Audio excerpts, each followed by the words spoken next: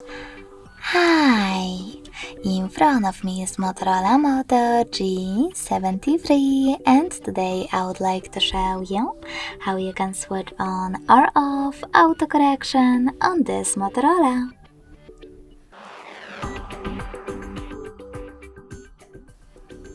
First of all, go into settings and scroll all the way down right away. Then click on system. Now you need to select languages and input, on-screen keyboard, and Gboard. Finally, tap on text correction, scroll down just a bit and click on this switcher next to autocorrection to switch it off or on. Thanks so much for watching. If you enjoyed this video, smash that like button, comment, and subscribe.